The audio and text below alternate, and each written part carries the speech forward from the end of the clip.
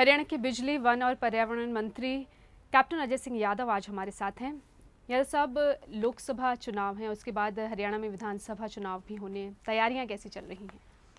तैयारियाँ अभी तो फुल स्विंग में हैं और अभी आप जानते हैं काफ़ी बहुत सारी घोषणाएं मुख्यमंत्री जी ने की थी, जिसमें ओल्ड एज पेंशन है, विडो पेंशन है, आंगनबाड़ी वर्कर्स उनके बारे में किया गया और बिजली के भी रेट हमने आधे कर दिए हैं। जो एग्रीकल्चर सेक्टर है 10 पैसे हमने किया है और जो बिजली के जो दाम थे जो 2013 में थे वो हमने बरकरार कर दिए। वो तो सुनने में आ रहा था कि क्योंकि आम आदमी पार्टी ने दिल्ली में की, इस वजह से कम किए गए हरियाणा। नहीं, ऐसा कुछ नहीं है। हम किसी को फॉलो नहीं करते। हम हमारी अपनी खुद की पॉलिसी है। हमने खुद ही अपने आप ही उनको देख के नहीं किया हमने, ऐसी कोई बात नहीं है। 10 साल से आपकी सरकार है, प्रदेश में सत्ता में है, क्या लगता है तीसरी बार कांग्रेस सरकार बना पाएगी? नहीं, हमारी तो पूरी कोशिश रहेगी कि तीसरी दफा सरकार बने।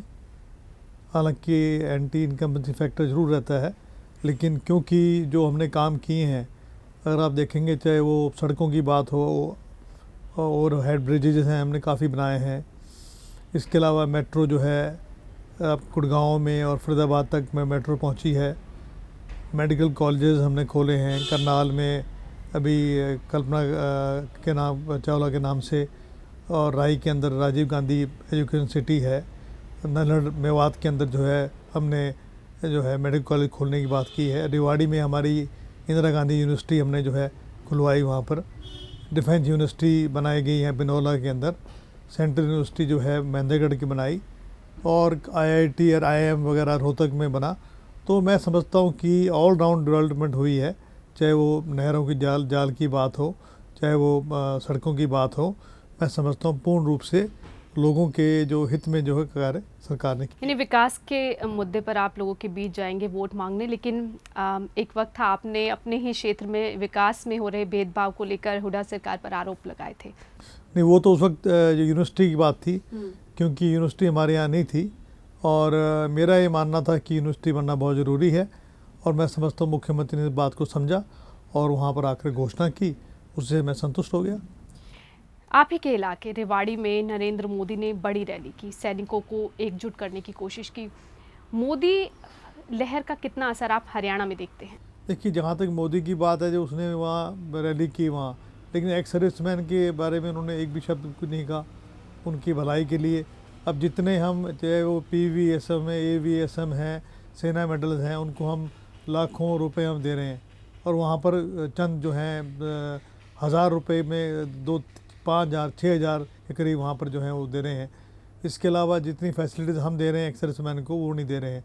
तो और मुझे लगता नहीं है कि मोदी की कोई लहर है और मैं समझता हूँ कि ये जो आम आदमी जो पार्टी जो आ रही है वो मोदी को नुकसान पहुँचाएगी, कांग्रेस को नहीं। जबकि दिल्ली में आम आदमी पार्टी की वजह से कांग्रेस को सबसे ज़्यादा नुकसान पहुंचा, कांग्रेस हाशिए पर आ गई। नहीं, वो मुझे लगता है कि वो बात हरियाणा में नहीं होगी। वो ओवरऑल अगर आप देखेंगे कांग्रेस को नुकसान कम होगा, क्योंकि जो एंटी वोट्स हैं वो मैं समझता हूँ वो स्प्लिट हो जाएंगी। वो तो आप लोग कहते हैं कि विपक्ष नाम की चीज़ नहीं है हरियाणा में, लेकिन मोदी लहर को क्यों आप नकार रहे हैं? मोदी लहर की वजह से आपको नहीं लगता कि पिछले जो 4 राज्यों में विधानसभा चुनाव में कांग्रेस को करारी हार मिली है, तो हरियाणा में आपको क्यों नहीं लग रहा कि मोदी लहर काम कर सकती है? नहीं, अब जहाँ तक बीजेपी और भाजपा का जो सवाल है, उनका अभी इतना जनाधार नहीं है। और अभी अगर पिछले चुनाव में भी आपने देखा होगा कि उनकी जो परफॉर्मेंस इतनी अच्छी नहीं रही थी। तो अभी देखते हैं कि अभी कितना प्रभाव है।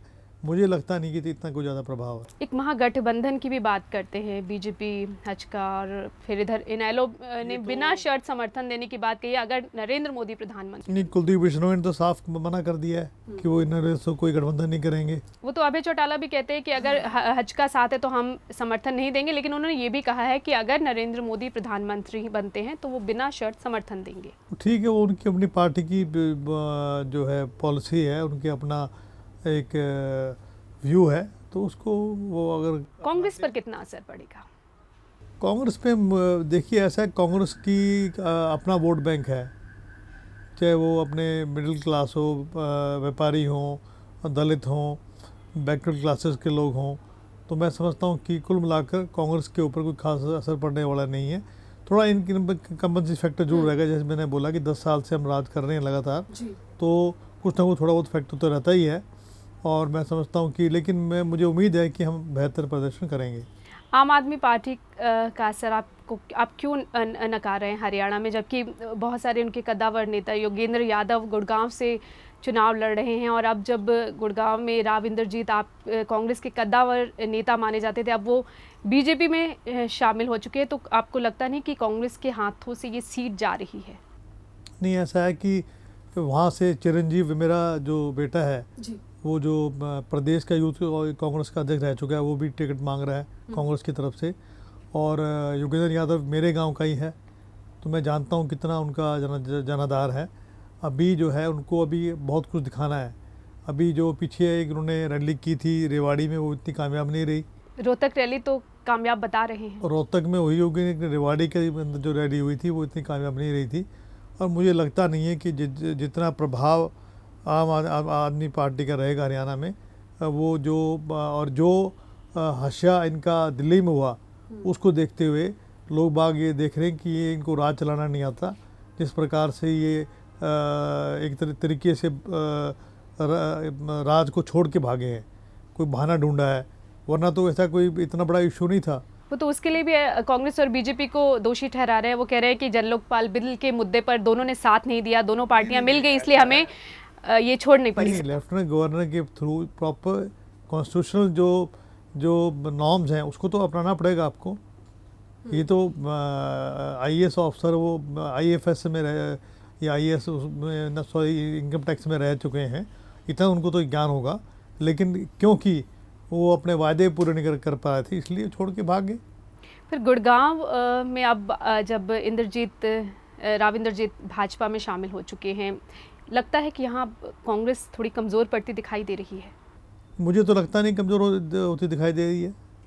मैं स्वयं जो है 6 दफ़ा अपने हल्के से विधायक चुन के गया हूँ, और ग्राउंड रियलिटी ये है कि आज के दिन भी कांग्रेस का जो है जो अपना बेस है वो बरकरार है। शहरी वोट माना जा रहा है कि जा सकते हैं आम आदमी पार्टी को, और गुड़गांव में काफ़ी शहरी इलाका भी है और एनसीआर है, इस वजह से ये भी कहा जा रहा है कि योगेंद्र यादव को यहाँ से चुनाव मैदान में लेकिन जो इनका परफॉर्मेंस जो दिल्ली में रही, उससे को लेकर लोगों में निराशा है। और जो भ्रष्टाचार के आरोप लगा रहे हैं योगेंद्र यादव, वो ये कह रहे हैं भ्रष्टाचार के आरोप उन्होंने दिल्ली में शीला दीक्षित सरकार पर लगाए थे, उसी के दम पर वो चुनाव जीते और तमाम वायदे भी उन्होंने किए थे। यहाँ वो कह रहे हैं कि हरियाणा में दिल्ली से 100 गुना ज़्यादा भ्रष्टाचार है। नहीं, पर उसको बताएं वो डिटेल में भी कहाँ भ्रष्टाचार। सीएलयू के नाम पर वो भ्रष्टाचार के आरोप लगा रहे हैं, नौकरियों में वो भ्रष्टाचार के आरोप लगा रहे हैं। सीएलयू वगैरह ये तो जब सीएलयू होता है तो ये तो एक नॉर्मल प्रोसीजर है। इस बात को लेकर कि आप कैसे कह सकते हैं कि उसमें भ्रष्टाचार हुआ है? कोई आरोप सिद्ध करें, या तो ऐसे आरोप लगाने से कोई फ़ायदा नहीं है। केजरीवाल ने रोहतक रैली में भी तमाम आरोप लगाए, हुड्डा सरकार पर भ्रष्टाचार के आरोप लगाए। ये भी कहा कि अंबानी की एक जेब में राहुल गांधी हैं और एक में नरेंद्र मोदी हैं, और अंबानी देश को चला रहे हैं। और यहाँ जो है हरियाणा में भी तमाम ज़मीनें रिलायंस और वाड्रा को दी गई। नहीं, जो रिलायंस को ज़मीन थी वापस ले रहे हैं हम लोग, क्योंकि SEZ उनको नहीं बना पाए थे। पर वो किसानों को तो वापस नहीं दी जा रही ना। नहीं, वो तो जब गवर्नमेंट ने ले ली है उनसे और उसके बाकायदा दाम दिए हैं, तो वो तो अक्वायर की थी। उस वक्त तो रोज़गार का वायदा किया गया था कि वहाँ के लोगों को रोज़गार मिलेगा, लेकिन अब जब सेस बना ही नहीं तो वो वादे भी अधूरे रहे। गवर्नमेंट को इसकी कोई योजना बनाएगी जिसके द्वारा लोगों को जॉब मिलेंगे। हम भी तो कोई ना कोई योजना बना सकते हैं। लेकिन अब वो ये कह रहे हैं हम अगर आते हैं तो किसानों के लिए भी वो तमाम वायदे कर रहे हैं। किसानों के लिए वो कह रहे हैं कि स्वामीनाथन आयोग की रिपोर्ट वो लागू करेंगे। एक सवाल है भूमि अधिग्रहण के मामले में, मैं पहला व्यक्ति था और मेरा बेटा जो है जब यूथ कांग्रेस का अध्यक्ष था, हमने ये मामला उठाया था कि भूमि अधिग्रहण जो है वो किसानों की मर्जी से होनी चाहिए।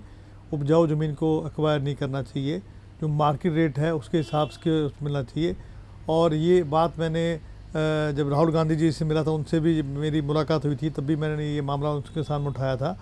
और मैं समझता हूँ जो नया भूमि अधिग्रहण जो एक्ट आया है, जो कि अंग्रेज़ों के ज़माने को एक्ट को जो मैं समझता हूँ उससे बहुत ही बेहतर ये एक्ट बना है, और उसके बनने से किसानों को बड़ा लाभ पहुँचेगा। किसानों की भागीदारी की बात कही गन्नौर में जब राहुल गांधी पहुंचे हैं, तो क्या अब कांग्रेस हरियाणा में भी विचार कर रही है कि कुछ ऐसे उम्मीदवारों को लाया जाए जो किसानों की, मजदूरों की बात उठा सके? नहीं, कांग्रेस में तो ऐसे ऐसे बहुत सारे लोग हैं जो आम परिवार से आए थे। अभी अनिल धनतोड़ी है जो शाहबाद से बने, वो एक आम परिवार से था। बहुत सारे लोग हैं हमारे कांग्रेस के अंदर। पर वंशवाद की राजनीति भी तो है। वंशवाद की तो अब देखिए, ये तो कहने की बात है। अब अपने पायलट का जो बेटा पायलट बनने की कोशिश करता है, डॉक्टर का बेटा डॉक्टर बनने की कोशिश करता है। इसी प्रकार से अगर जो पॉलिटिकल आदमी है तो उनको भी तो चॉइस होनी चाहिए कि वो पॉलिटिकल लाइन को चुने। आम आदमी पार्टी यही तो मुद्दा उठा रही है कि वो यहाँ हरियाणा में वंशवाद, क्षेत्रवाद की सियासत ख़त्म करने आई है। क्षेत्रवाद कहाँ है? छोटा सा हरियाणा है, इसमें कहाँ क्षेत्रवाद रह गया? कहाँ साउथ है, कहाँ नॉर्थ है, कहाँ वेस्ट है?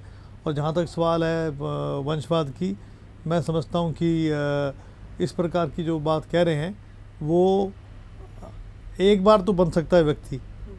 मैं अपने पिता के नाम से एक पहली दफ़ा तो बन गया था, लेकिन 6 दफ़ा अगर मैं बनाऊँ तो फिर तो उसमें तो लोगों ने बनाया है, लोगों ने चुन के भेजा है। तो लोगों के ऊपर है वो किसको चुनते हैं, किसको नहीं चुनते हैं। तो ये लोगों के ऊपर है कि वो किसको चुनते हैं, किसको नहीं चुनते हैं। ये वंशवाद की बात जो है, ये तो एक उनकी एक कोई ना कोई मुद्दा उन्होंने उठाना था, तो ये नया मुद्दा उठा लिया उन्होंने। एक रिकॉर्ड है, 6 बार लगातार आप विधायक रहे हैं।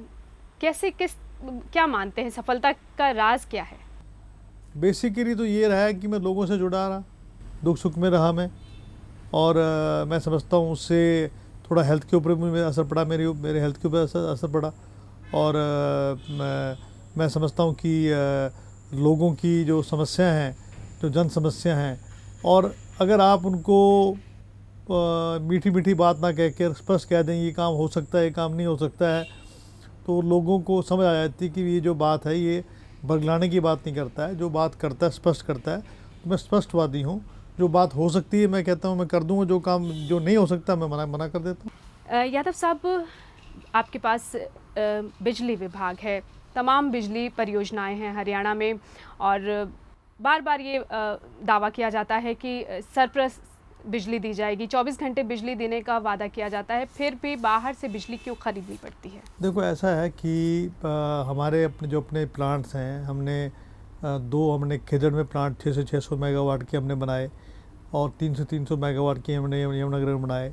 कुछ 7 प्लांट हमारे पानीपत में हैं, और उसके अलावा न्यूक्लियर प्लांट है।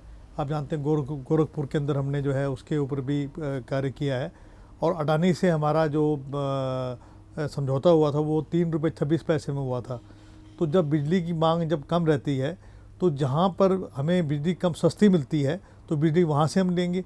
तो क्योंकि हमें जो अडानी से जो बिजली मिल रही है वो जो हमारी खुद की जो प्रोडक्शन उससे सस्ती पड़ रही थी, इसलिए हम वहाँ से खरीद रहे हैं, अदरवाइज़ खरीदने को मतलब नहीं है। और ये पिछले दिनों अभय चौटाला ने कोई आरोप लगाया था कि भाई हमने कोई दाम बढ़ा दिए हैं। अभी तो सेंटर जो कमीशन है, रेगुलेटरी कमीशन, उसके पास वो गए हुए हैं। अभी तो हमने कोई बढ़ाया नहीं रेट उसके बारे में। तो ये जो भी बात कह रहे हैं उसमें कोई तथ्य नहीं है। ये भी आरोप लगे कि किसी को फ़ायदा पहुंचाने के लिए बिजली बाहर से खरीदी जा रही है। नहीं, जैसे मैंने आपको बताया है, मेरिट के ऊपर हम बिजली लेते हैं। जहाँ से हमें सस्ती बिजली की वहाँ से लेंगे। अगर हमारे प्लांट्स जो बिजली पैदा कर रहे हैं, कोयला अगर जो आ रहा है वो बहुत महंगा आ रहा है, आज हमें कोयला भी इंपोर्ट करके मिलाना पड़ रहा है, तो बिजली हमें करीबन 4 रुपये पड़ती है। यहाँ अगर हमें 3 रुपये 26 पैसे में अगर बिजली पड़ रही है तो हम सस्ती बिजली लेंगे। हम सब महंगी बिजली क्यों लेंगे हम?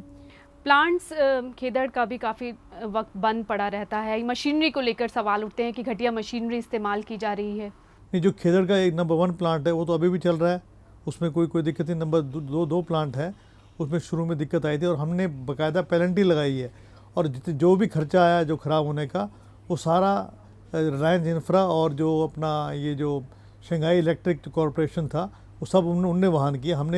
हमने एक पैसा नहीं लगाया। जो भी दिक्कत आई उसमें, शुरू में जो टीथिंग प्रॉब्लम आई, चाहे वो रोटर की हो चाहे वो टरबाइन की हो, वो सारा पैसा उन्हें वहन किया। हमने एक भी पैसा नहीं लगाया। और जो प्रोविजनल जो टेक ओवर जो हमने किया है खेजड़ का, वो तब किया है जब हम संतुष्ट हो गए कि भी वो बिल्कुल सही है। अब आज वो बिल्कुल सही चल रहा है।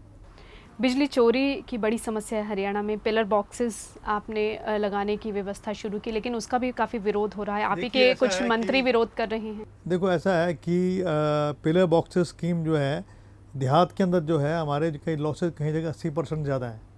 और पिलर बॉक्सेस स्कीम अगर हम जो गांव ऑप्ट करेंगे तो उनको हम 24 घंटे बिजली दे सकते हैं। आज हमारे पे बिजली इतनी है कि आज हमें अपने प्लांट बंद करने पड़ रहे हैं, क्योंकि हम केवल 14 घंटा बिजली दे रहे हैं देहात में, क्योंकि जो है हमें लॉसेस आ रहे हैं रूरल एरियाज़ के अंदर। और शहरों में हम 24 घंटे बिजली दे रहे हैं और इंडस्ट्रीज़ को हम 24 घंटे बिजली दे रहे हैं। फिर भी बिजली की समस्या, बिजली कमी की समस्या तो है ही। समस्या इसलिए है ना क्योंकि लॉसेस हो रहे हैं। अगर वो पिलर बॉक्सेस स्कीम को अपना लेते हैं तो 24 घंटे बिजली हम गाँव में दे देंगे तो चोरी नहीं होगी। तो जो लॉसेस हैं उसके कई कारण हैं। लाइन लॉसेस भी होते हैं, कुछ चोरी के कारण भी होते हैं। उसके लिए हमने थाने भी हमने बनाए थे। और लेकिन क्योंकि आप जानते हैं कि ओम प्रकाश चौटाला ने कहा था ना मीटर होगा ना रीडर होगा, और लोगों को कहा था कि हम मुफ्त बिजली देंगे। लोगों की आदतें ऐसे कर दी हैं। फिर कैसे आप कन्विंस कैसे कर पाएंगे आप? अब ये लोग समझेंगे अपने आप, वरना तो अगर इसी प्रकार से अगर चोरी चलती रही तो मैं समझता हूँ बिजली बोर्ड के जो है बैठ जाएंगे। हरियाणा में गोरखपुर में परमाणु संयंत्र लग रहा है, आपने पहले बात भी की। हरियाणा को कितना फ़ायदा पहुंचेगा? हरियाणा को फ़ायदा क्यों नहीं पहुंचेगा? सस्ती दाम पे जो है बिजली प्रोडक्शन होगी। और एक ये नई टेक्नोलॉजी है, सारे सेफ्टी मेजर्स हम ले रहे हैं। और इससे जो है विशेष रूप से न्यूक्लियर जो पावर है अमेरिका में भी है, आपके जो बड़े बड़े देश सब अपना रहे हैं, तो हम क्यों अपनाएं? हमें अपनाना चाहिए। आपके पास वन और पर्यावरण विभाग भी है। पर्यावरण को आशंका जताई जाती है कि इससे नुकसान होगा। नहीं, पर्यावरण को नुकसान होने का तो ऐसा कोई अंदेशा नहीं है। ये तो मुझे समझ नहीं आ रही कि तमाम विरोध भी हो रहा था इस वजह से भी, और कुछ ज़मीन अधिग्रहण को लेकर काफ़ी विरोध हो रहा था। भूमि अधिग्रहण तो पूरी हमने भूमि हमने अधिग्रहण कर ली है। हमने प्लास्टिक ऊपर हमने बैन लगा रखा है, लेकिन लोग समझ नहीं रहे हैं कि प्लास्टिक एक ऐसी एक अभिशाप है। मैं समझता हूँ कि हमने पूर्ण बैन लगा रखा है और पेनल्टी भी हमने फिक्स कर रखी है। लेकिन जब तक लोग जागरूक नहीं होंगे तो प्लास्टिक से तमाम आपके तालाब, आपके खेत खलिहान सब खराब हो रहे हैं। तो मेरी आपके माध्यम से लोगों से अपील है कि प्लास्टिक का प्रयोग ना करें। भारतीय वन सेवा के अधिकारी हैं संजीव चतुर्वेदी, उन्होंने वन विभाग में भ्रष्टाचार के तमाम घोटालों का उजागर किया था, और उसके बाद ये आरोप लगे कि हरियाणा सरकार उन्हें तंग कर रही है। उनकी ACR 0 कर दी गई, लेकिन राष्ट्रपति ने उसमें दखल दिया और उसे आउटस्टैंडिंग करार दिया गया। देखिए ऐसा है, जो जहाँ तक संजीव चतुर्वेदी का सवाल है, जहाँ भी उन्होंने आरोप लगाए थे वहाँ पर हमने बाकायदा एक्शन लिया है। लोगों को हमने चार्जशीट भी किया है, कुछ लोगों को हमने सस्पेंड भी किया है, बाकायदा इंक्वायरी चल रही है। और वो जो बात कह रहे हैं उसके ऊपर कार्रवाई हो रही है। लेकिन वो जो कह रहे हैं कि क्योंकि मैंने घोटालों का उजागर किया है इस वजह से तंग किया जा रहा है। नहीं, ये तो उनका कहना है ना, ऐसी बात नहीं है। जो भी कोई अधिकारी अगर कोई बात उठाता है जहाँ भी भ्रष्टाचार होगा उस पर हम कार्रवाई करते हैं। अशोक खेमका का भी कुछ ऐसा ही मिलता जुलता मामला था, उन पर भी उन्होंने भी आरोप लगाया कि सरकार तंग करी क्योंकि मैंने वाड्रा DLF लैंड डील जो थी वो म्यूटेशन रद्द की। देखिए ऐसा है कि उनको अधिकार नहीं था करने का, जो उनके अधिकार क्षेत्र में नहीं है जो कार्य करेंगे। और वो जो ज़मीन है उसके अगर आप देखेंगे वो प्रॉपर लीगलाइज तरीके से ली गई है, कोई ये नहीं है कि इलीगल तरीके से ली गई है। और उस पर जो रेवेन्यू जो हम दे रहे हैं, अगर आप देखेंगे वो काफ़ी हम दे रहे थे, उसका रेवेन्यू जो है उसमें कोई अनियमितता नहीं हुई है। वो तो ऐसे ही जो है इस इशू को उठा रहे हैं। आखिरी सवाल, आप लगातार 6 बार विधायक रहे हैं, कभी चुनाव नहीं हारे हैं, मुख्यमंत्री बनने की ख्वाहिश रखते हैं? देखिए ऐसा है कि मुख्यमंत्री जहाँ तक सवाल है ये हाईकमांड डिसाइड करती है। इसमें आदमी को और एम्बिशियस नहीं होना चाहिए। वक्त आने पर, समय पर जो कुछ मिलता है वो जो अगर भाग्य में जो कुछ लिखा हुआ है वही मिलता है। पर दिल में ख्वाहिश है? मैंने बोला जो भाग्य में जो चीज़ है वही मिलती है, अगर भाग्य में नहीं है तो नहीं मिलेगी। शुक्रिया हमारे साथ इस पूरी बातचीत के। Thank you. खबरों की दुनिया में आइए, हमारे साथ कहीं भी और कभी भी जुड़िए। हम मिलेंगे फेसबुक पर, हम दिखेंगे यूट्यूब पर, हमें फॉलो कीजिए ट्विटर पर। खबरों के साथ बने रहिए रात दिन।